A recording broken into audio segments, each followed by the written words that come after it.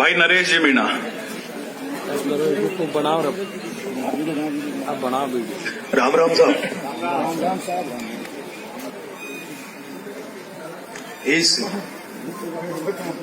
देवनगरी दौसा के क्षेत्र बांदीकुई को, इस धरती को नमन। सामने विराजमान अन्नदाता और मतदाता, छात्र, युवा और माताओं, आपको मेरा नमन। हमारे कांग्रेस पार्टी के प्रत्याशी आदरणीय जे.आर. खटाना जी, दौसा की जिला प्रमुख, बड़ी बहन कहूं, भाभी जी कहूं, पता नहीं रिश्ता तभी, लेकिन आदरणीय गीता खटाना जी और मंच में विराजमान सभी नेतागण, मैं जन्मजात कांग्रेसी था। पिताजी कांग्रेस में थे, ब्लॉक कांग्रेस के अध्यक्ष रहे, दादा भी कांग्रेस में रहे। लेकिन पिछले कुछ समय राजस्थान में इस तरह के समीकरण बने, सामाजिक आंदोलन हुए। उन आंदोलनों में किसी बड़े नेता को भगवान मान के, अपना आराध्य मान के उनके साथ लग गया और राजनीति में रास्ता भटक गया था। क्योंकि हम जब दूर से देखते हैं तो हमें दूर से, तो कहते हैं ना, दूर के डूंगर दूर से सुहाने दिखते हैं। जब हम देखते हैं, बड़े बड़े नेताओं के बारे में सुनते हैं, बड़े बड़े उनको जानते हैं, तो दूर से हमें लगता है कि वो बहुत अच्छे होंगे, वाकई में भगवान के जैसे होंगे, और हम कई बार उनके साथ लग जाते हैं। लेकिन जब हम साथ में रहते हैं तब हमें ये पता लगता है कि वो व्यक्ति कैसा है, वो आदमी कैसा, वो इंसान कैसा है। तो मैं किसी व्यक्तियों के चक्कर में, किसी लीडर के चक्कर में रास्ता भटक गया था। भाजपा में चला गया, फिर राजपा में चला गया, और जब एक ऐसा समय आया जब कहीं कोई सामने कुछ दिखा नहीं, राजनीतिक अंधकार में था, राजनीतिक भविष्य अंधकार में हो गया था। ऐसे में मैंने, क्योंकि मैं एनएसयूआई में रहा था, और जब मैं एनएसयूआई में काम कर रहा था तो उस समय 26 साल की उम्र में आदरणीय सचिन जी पायलट आपके यहां से सांसद का चुनाव लड़े थे। मैं भी उस समय 22-23 साल की मेरी उम्र थी। राजस्थान विश्वविद्यालय का जनरल सेक्रेटरी बना था, तो मैं देख रहा था, क्योंकि उस समय एक गुर्जर मीणा आंदोलन राजस्थान में चल रहा था, और इस दौसा की धरती पर वो बहुत बड़ा उस आंदोलन का मूवमेंट का दौर मैंने देखा है। तो उस समय मैं भी मेरी जाति में काम कर रहा था, मेरी जाति के साथ खड़ा था, और पूरी ताकत के साथ मेरे समाज के लिए लड़ाई लड़ रहा था। क्योंकि एक आंदोलन ऐसा था जहां गुर्जर समाज के साथ था, मीणा समाज के साथ था। आमने सामने दोनों समाज खड़े थे। क्योंकि समाजों को लड़ाया किस तरह से जाता है, कैसे क्या किया जाता है, ये सब नेताओं के ऊपर डिपेंड करता है। और उस आंदोलन को भी क्यों खड़ा किया गया था, किस लिए खड़ा किया गया था, ये शायद आप नहीं जानते, लेकिन ये एक बहुत बड़ी राजनीति का हिस्सा था। जिस तरह से जाट और राजपूतों को सीकर सिक्योरिटी में लड़ाया गया, क्योंकि जब कोई दो जातियां एक साथ रहती है, जब सारी समुदाय एक साथ आते हैं, तो इन बड़े बड़े नेताओं को डर लगने लग जाता कि कोई न कोई कभी न कभी इन जो जन आधार वाली जाते हैं, इनमें से कोई ऐसा व्यक्ति नहीं निकल आए जो कभी मुख्यमंत्री बन जाए, कभी बड़े लेवल पे चला जाए। इसलिए इस एरिया में भी एक बात चलने लगी थी। उस समय नमो नारायण जी राजनीति में नए नए आए थे, और नमो नारायण जी उभरते हुए नेता थे, जो सवाई माधोपुर से आते थे, उनका मुख्यमंत्री में नाम चल रहा था। उनको निपटाने का एक तरीका निकाला गया कि राजनीति में मीणा और गूंजरों को किस तरह से लड़ाया जाए, इन दोनों जातियों को किस तरह से दूर किया जाए, ताकि ये कभी भी इन दोनों जातियों का व्यक्ति कभी राजनीति में बड़े लेवल पर नहीं चला जाए। इसलिए दोनों जातियों को आमने सामने खड़ा कर दिया और दोनों जातियों को लड़ा दिया। मैं उस समय उस आंदोलन को देख रहा था। मैं जब उस आंदोलन को देख रहा था तो मैंने देखा, क्योंकि मेरे काफी सारे गुर्जर मित्र थे, मेरे काफी सारे युवा साथी गुर्जर थे जिनके साथ मैं काम करता था। क्योंकि कोई भी जाति का व्यक्ति कभी भी मन से बुरा नहीं होता, वो चाहता कि सभी जातियों के बीच में बैठे। अकेली जाति से कोई दम नहीं होती, और अकेला व्यक्ति, अकेला जाति का व्यक्ति, आप अकेले बात जब करोगे किसी भी जाति धर्म का, दूसरी जाति धर्म के व्यक्ति से जब बात करता तो बहुत मानवता दिखाते हैं। आप जन्म मरण में भी एक साथ एक दूसरे के कार्यक्रमों में जाते हो। आप 4.5 साल 5 साल जब तक अगर चुनाव बंद हो जाए, अब मैं गारंटी दे रहा हूं, इस चुनाव को बंद कर दो, ये जाति धर्म का मामला ही खत्म हो जाएगा। ये तो जाति और धर्म का मामला जब आता है जब केवल चुनाव आते हैं। मैं आपसे कहना चाहता हूं, जब मैं छात्र राजनीति में जब देख रहा था, जब आंदोलन चल रहा था, तो एक व्यक्ति राजनीति में नया नया आया, वो था सचिन पायलट। सचिन पायलट जब राजनीति में आए थे, 26 साल उम्र थी, सांसद बना था। जब सारे गुर्जर नेता मीणा नेताओं को गाली दे रहे थे, मीणाओं को गाली दे रहे थे, और सारे मीणा नेता जब गुर्जर समाज को गाली दे रहे थे, तो पूरे राजस्थान में केवल एक ही ऐसा नेता था जिसने केवल एक भी शब्द किसी जाति के खिलाफ नहीं बोला, और वो नेता था सचिन पायलट। जिसके मुंह से हमने कभी नहीं सुना कि दूसरी जाति का कभी उसने नाम नहीं लिया। अगर कोई सभी जातियों को साथ लेके चला, तो वो 26 साल की उम्र में एक व्यक्ति, एक छात्र, एक युवा, जिसको जो सारी दुनिया भटक गई थी, जो आपस में द्वेष भावना पैदा हो गई थी, उस कंडीशन में भी सचिन पायलट ने किसी जाति के खिलाफ एक शब्द नहीं बोला। और मुझे वो दिन भी पता है, जब सचिन पायलट जब एसएमएस में घायल लोगों से मिलने गए, तो गुर्जर समाज के लोगों ने उसके कपड़े फाड़े थे और उसको कहा था कि सचिन पायलट, तेरी जाति संकट में है, तेरी जाति के लोग मर रहे हैं और तू क्यों नहीं बोल रहा। तो सचिन पायलट ने कहा कि मैं उस परिवार में पैदा हुआ हूं, मैं उस राजेश पायलट की औलाद हूं, रमा पायलट की औलाद हूं, जो सातों जाति धर्म में चलते हैं, सातों जाति धर्म को लेकर चले। राजेश पायलट को केवल गुर्जरों ने एमएलए एमपी नहीं बनाया था, राजेश पायलट को सबसे ज्यादा अगर किसी ने साथ दिया था तो मीणा समाज ने दिया था। ऐसे में मैं मीणाओं के खिलाफ एक शब्द नहीं बोलूंगा। मैं जाति के साथ हूं, लेकिन किसी दूसरी जाति का अहित मेरे हाथ से नहीं होगा। मैं दूसरी जाति की बुराई में नहीं करूंगा। इसलिए मेरा भी मन था कि इस व्यक्ति के साथ मुझे चुनना चाहिए, इस सचिन पायलट के साथ मुझे काम करना चाहिए, क्योंकि इसकी उम्र भी 40 साल है और मेरी उम्र भी 36-38 साल है। अगर ये गुर्जर और एक मीणा जब साथ में चलेंगे, तो जरूर 100% जो देशता फैलाई थी, जो दुश्मनी पैदा राजस्थान में की थी, जो गुर्जर मीणाओं को लड़ाने की जो कोशिश करी थी, मैं सचिन पायलट के साथ रहकर वापिस गुर्जर मीणाओं को एक साथ लाने की कोशिश कर सकता हूं। वापिस इन दोनों जातियों को एक साथ एक मंच पर लाने की कोशिश करता हूं। इसलिए मेरा मन था कि इस पायलट साहब के साथ मैं जुड़कर कांग्रेस ज्वाइन करूं। मैं जब कांग्रेस ज्वाइन करने का मैंने जब मन बनाया, तो राजनीति में आप सबको पता है, राजनीति में कोई एनर्जेटिक व्यक्ति आता, ऊर्जावान व्यक्ति आता, जब आगे बढ़ने लगता है तो उसको कोई भी पसंद नहीं करता। लोग इसलिए मारते हैं कि ये कहीं कभी मौका मिल जाए, चांस मिल जाए तो इसकी हत्या पहले कर दो। अगर कभी मौका मिल जाए तो बहुत बड़े लेवल पर जाएगा, कई संकट हो जाते हैं। ऐसे में मेरे भी बहुत लोग खिलाफत करने आ गए। पायलट साहब के पास बहुत लोग चले गए, अरे साहब इसको मत लेना, है तो उठाए गिराए, तो गुंडा है, तो जाति की बात करता है, तो फलाना करता है।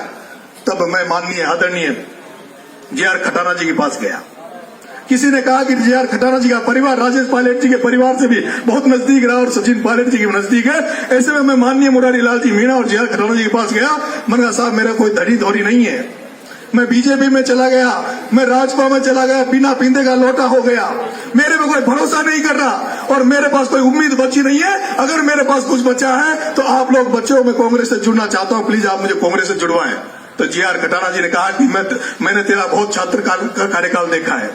इन्होंने कहा तेरे से ज्यादा ईमानदार, तेरे से ज्यादा पवित्र और तेरे से ज्यादा चरित्रवान कोई हो नहीं सकता, लेकिन ये दुनिया नहीं जानती, क्योंकि हम नोटिस करते हैं, हम लोगों को देखते हैं, हम छात्रों को देखते हैं। तेरे जैसा व्यक्ति जो किराए के मकान में जयपुर में रहता है, तेरा कोई हो ना हो, जे.आर. खटाना तेरे साथ बैठा है। और जे.आर. खटाना मुझे ले जाकर पायलट साहब से मिलाने गए और मुझे पायलट में ऊपर मिला। जे.आर. खटाना जी ने मेरे से कहा कि नरेश 4 दिन चुनाव के बचे, मैं टिकट की गारंटी नहीं लेता, 4 दिन बच्चे, मैं टिकट की गारंटी नहीं लेता, लेकिन मैं कांग्रेस तेरे को ज्वाइन करवाऊंगा।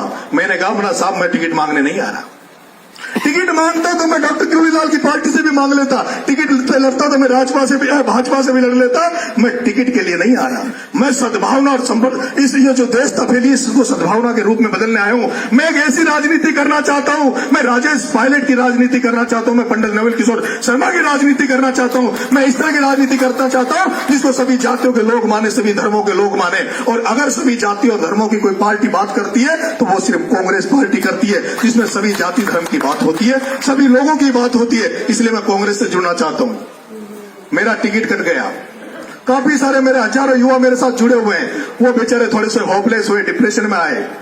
मैंने उनसे कहा कि मेरा जो वकील किए हैं राजनीति में, जिनके माध्यम से मैं कांग्रेस में गया हूं, मुझे भरोसा है, मुझे विश्वास है कि वो जरूर विधानसभा में पहुंचेंगे। और विधानसभा में पहुंचने वाले लोग नहीं है। मैं भी मुरारी लाल जी के वहां गया, अभी जे.आर. खटाना जी के आया हूं। ये मुरारी लाल जी मीणा और जे.आर. खटाना जिनको मैंने वकील किया है, जिनके माध्यम से मैं कांग्रेस में गया हूं, मैं आपको भरोसा दिलाना चाहता हूं ये इतने ताकतवर हैं, वो भी कैबिनेट मिनिस्टर बनेगा। और मैं इनसे कैबिनेट मिनिस्टर की उम्मीद भी नहीं करता। मैं चाहता हूं इनको आप विधायक भेज दो। राहुल गांधी, सचिन पायलट ने इनको पार्टी से टिकट देकर बांदीकुई भेजा है और आपका सिर्फ इतना सा फर्ज है कि आप इनको टिकट देकर विधानसभा भेज दो। उसके बाद शायद आपको पता नहीं, इनको मंत्री की जरूरत नहीं है, इनको तो विधायक की भी जरूरत नहीं है। मैं आपसे कहना चाहता हूं, मेरे पे भरोसा रखो, इस युवा पे भरोसा रखो। अगर ये व्यक्ति चुनाव नहीं लड़ता तब भी ये किसी कैबिनेट मिनिस्टर से कम नहीं होता, जिंदाबाद। किसी कैबिनेट मिनिस्टर से कम नहीं होता। जो राजेश पायलट के परिवार का मेंबर हो और जो सचिन पायलट के साथ रहता हो, वो क्या किसी कैबिनेट मिनिस्टर से कम है? ये किसी कैबिनेट मिनिस्टर से कम नहीं है। आज मेरे साथ कुछ टॉप के मेरे साथी भी आए हैं। पूरे राजस्थान के लोगों की नजर है, पूरे राजस्थान के जो राजनीति में, कांग्रेस की राजनीति में जो लोग काम कर रहे हैं, वो उम्मीद करके बैठे हैं कि यार कम से कम जीआर जी आ जाए और जीआर जी जीत के आए तो हम सबको मौका मिलेगा, किसी को जीत पंचायत राज में मिलेगा, कभी आगे के चुनाव में मिलेगा, क्योंकि जीआर जी ने बहुत लोगों को बनाया है। ये पहली बार आपसे कुछ मांगने आ रहे हैं और मैं आपसे निवेदन करना चाहता हूं कि बूथ के लक्कड़ पालने में ही दिख जाते हैं। आदरणीय गीता खटाना जी आपके बीच में बैठी है, आपकी जिला प्रमुख है 4 साल से, पिछले 4 साल से। अगर कोई एक भी व्यक्ति कहते कि कहीं से इनको ऐसा लगा हो कि ये गुर्जर जाति की है तो मुझे कह दो, मैं इस विधानसभा में दोबारा नहीं आऊंगा। ये सातों जात को साथ लेके चलिए, प्रत्येक काम में इन्होंने विकास किया है, काम किया है, इसलिए मैं आज इनके लिए वोट मांगने आया हूं। कुछ युवा साथी मेरे बैठे हैं, मेरे समाज के लोग भी यहाँ बैठे होंगे। अगर वो मीणा समाज के लोग अगर नरेश मीणा को कुछ आगे देखना चाहते हैं, मुझे आगे बढ़ाना चाहते हैं, तो मैं आपके मन से कहना चाहता हूं कि जीआर खटाना को विधानसभा में जरूर भेजें। और मैं मीणा समाज के लोगों से एक बात और कहना चाहता हूं, क्योंकि अभी रामकिशोर सैनी का टिकट यहां से डिक्लेयर किया है और रामकिशोर सैनी का टिकट डिक्लेयर करने का कारण आप सबको पता है। उन्होंने भारतीय जनता पार्टी के लिए कितने बार नारे लगाए होंगे, कितने काम किए होंगे, कितने बीजेपी के झंडे उठाए होंगे, ये सब आप जानते हो। कब कहां रहे, कब कहां रहे, और वफादारी बहुत है, लेकिन फिर भी भारतीय जनता पार्टी कहती है कार्यकर्ताओं की पार्टी, संगठन की पार्टी, इसकी पार्टी, उसकी पार्टी, फिर रामकिशोर सैनी को टिकट क्यों? मैं कहना चाहता हूं किरोड़ी लाल जी मीणा साहब हमारे नेता हैं, देवता रूप, देवता तुल्य बड़े लीडर है, उनके लिए कुछ बोलना नहीं चाहिए, लेकिन मैं कहना चाहता हूं किरोड़ी लाल जी को पहले जब उन्होंने कुछ समाज के लिए किया तो पार्टी ने निकाल दिया, अब वापिस उनको पार्टी में ले लिया और पार्टी में लेने के बाद ये हालत है केवल अपने परिवार के 2 टिकट दिलाने पर तुले हुए हैं, एक टिकट गोलमा जी को और एक प्रधान को। भारतीय जनता पार्टी ने उनको अभी भी उसी तरह से कर दिया, वो कुंठा में है, गले पे उनको फंदा डाल दिया, गले पार्टी में ले तो लिया लेकिन वो दुखी है, वो कुछ कह नहीं सकते, कुछ कर नहीं सकते। सवाई माधोपुर उनको जो जिनका टिकट मांग रहे थे उनकी जगह दूसरे को टिकट दे दिया, बस्सी में वो अवंती मीणा जी का मांग रहे थे, कन्हैया लाल जी को दे दिया। एक इतना बड़ा दिग्गज नेता, एक इतना बड़ा जनाधार वाला नेता जो पूरी भारतीय जनता पार्टी सोचती है भीड़ कहां मिलेगी तो किरोड़ी लाल मीणा के पास मिलेगी, और उस किरोड़ी लाल मीणा की हालत, की कंडीशन है। इसलिए मीणा समाज को सोचने की जरूरत है। हमारे समाज को मारा गया है, पिछले चुनाव में भी आपने देखा, पूरे 5 साल देखा। मैं वैसे ये अच्छा नहीं कि हमारी पार्टी भी ये नहीं कहती कि किसी जाति की बात करो, लेकिन कुछ राजस्थान की इस क्षेत्र की विशेष कंडीशन है, यहाँ लोग जाति को देखते हैं, यहाँ मुद्दों को भूल जाते हैं, जाति पर आ जाते हैं। इसलिए मैं कहना चाहता हूं कि पिछला आपने दौर देखा हो, और ये भी कहना चाहता हूं कि ये जो हवा कांग्रेस की चल रही है, ये हवा छत्तीसगढ़ से चालू हुई है। ये छत्तीसगढ़ से मध्य प्रदेश होते हुए, राजस्थान होते हुए दिल्ली जाने वाली है, और ये 2019 में ये आंधी जो तूफान चल रहा है, ये नरेंद्र मोदी को गद्दी से हटाकर रोकेगा। ये भी आप तय मान लीजिए, ये पक्का है कि सरकार हमारी आएगी, सत्ता हमारी आएगी, और वो जो जिस तरह से भेदभाव पिछली गवर्नमेंट में किए, वसुंधरा राजे ने किए, जाति को देख देख कर तबादले ट्रांसफर किए गए, जाति को देख देख कर एसीडी के छापे डाले गए, जाति विशेष को देख देख कर पंचायत राज और पंचायत में क्या नाम से मंत्रिमंडल में पद दिए गए। पहली विधानसभा थी, पहली ऐसी गवर्नमेंट थी जिसमें सिंगल मीणा को मौका नहीं दिया, जिसमें पूर्वी राजस्थान से किसी को बड़ा मंत्री पद नहीं दिया, जिसमें जो धरती राजेश पायलट की हुआ करती, जो पंडित नवल किशोर शर्मा की धरती थी, उसको राजनीति विहीन कर दी। इसलिए आपको सोच समझ के वोट देने की जरूरत है। मेरे विशेष मेरे समाज के लोगों से निवेदन है, जो नरेश मीणा को बड़ी राजनीति में देखना चाहते हैं, जो इस बच्चे को आगे देखना चाहते हैं, उनसे मेरा विशेष आग्रह है कि जीआर खटाना जी को विधानसभा में भेजे। और अगर डॉक्टर साहब किरोड़ी लाल जी अगर आपके यहाँ प्रचार करने आते हैं बीजेपी का, तो उनसे सिर्फ इतना सा कह दीजिए कि आपको जिस भारतीय जनता पार्टी ने भगाया, जिस भारतीय जनता पार्टी ने निकाला और उसके निकालने के बाद भी आपको हमने भगवान माना, आपको हमने सिर माथे पे रखा, आपको निर्दलीय हमने जिताया, कई बार भेजा है, क्या वो पार्टी आपका अभी भी इज्जत करती कि नहीं करती? जब वो पार्टी आपकी इज्जत नहीं करती तो हमारे समाज की इज्जत कैसे करेगी? डॉक्टर साहब, इसलिए कृपा करके इस बांदीकुर को और दोसा को छोड़ दो, गोलमा जी को और उनका ध्यान रख लिए। जय हिंद, जय भारत।